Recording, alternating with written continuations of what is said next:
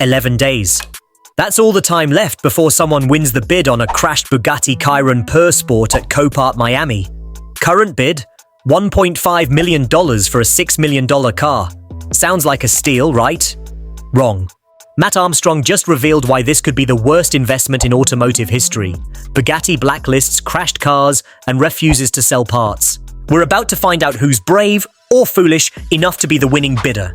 Hit subscribe because in 11 days, this auction closes and someone's about to learn a very expensive lesson. The Bugatti Chiron Pur Sport crash damage auction is finally live, and we're just 11 days away from finding out who the winning bidder will be. Mat Armstrong has been tracking this car, and now the countdown has begun. Yes, I have seen the Bugatti Chiron Pur Sport, which is listed for sale at Copart in Miami. This car is crash damaged, and it's a 1 of 60 car. They didn't make many of these. This isn't a regular Chiron. Bugatti only made 60 Pur Sport examples worldwide. When new, these cars cost nearly $6 million.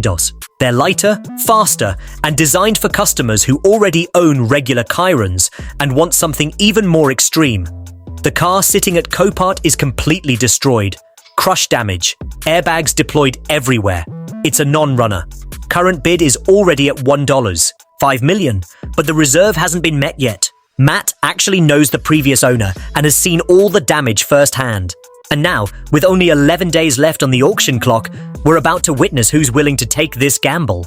Before we dive into the damage, let's understand what makes the Pur Sport so incredible. The exclusivity only 60 units were ever produced. That's it. In the entire world, there are just 60 of these cars. When Bugatti announces a limited production run like this, every single unit sells out immediately to existing Bugatti customers and ultra-wealthy collectors. The Pur Sport isn't about top speed. Instead, it's designed for agility and track performance. The same quad-turbo W16 engine producing 2,500 horsepower is there, but the gearing is different. The Pur Sport sacrifices some top speed in exchange for faster acceleration and better cornering. The carbon fiber body includes a massive fixed rear wing, new front splitter, and completely redesigned aerodynamics that generate significantly more downforce. Nearly $6 million when new. That's $2.5 million more than a base Chiron.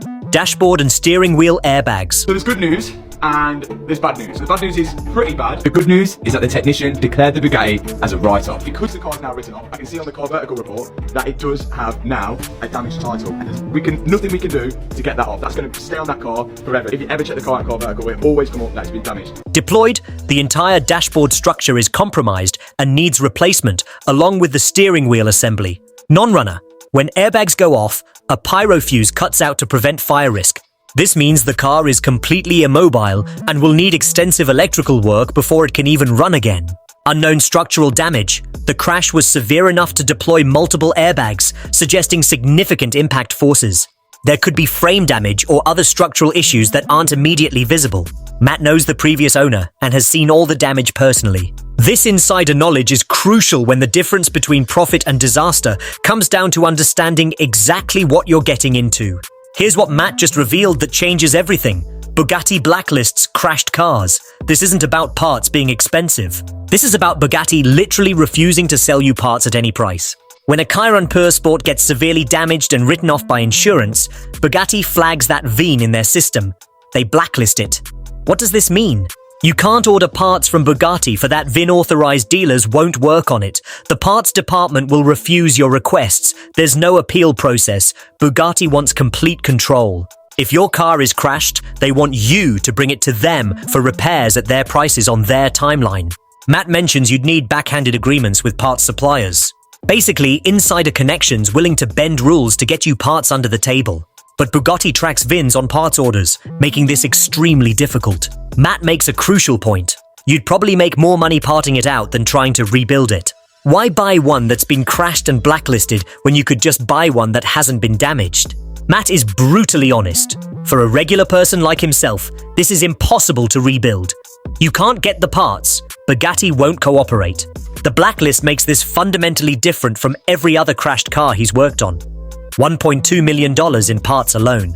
And that's assuming Bugatti will actually sell the parts, there's no hidden structural damage, and no additional damage is discovered during teardown. Add specialist labor for carbon fiber work, structural assessment, and electrical restoration. Grand total investment. Around $7 million just for parts and labor. Now add that to whatever someone pays at auction, and you'll understand why this is such a risky proposition. Here's where things get really interesting. Someone has already bid $1.5 million. For a car that costs $6 million brand new, that sounds like an incredible bargain. A 75% discount. But here's the problem. The reserve hasn't been met yet. If the reserve isn't met at $5 million, the seller is probably looking for at least $1.8 million minimum. Matt says if this car goes over $2 million, he'll be very, very shocked. That's a telling statement from someone who knows the salvage exotic market inside and out. Why so low?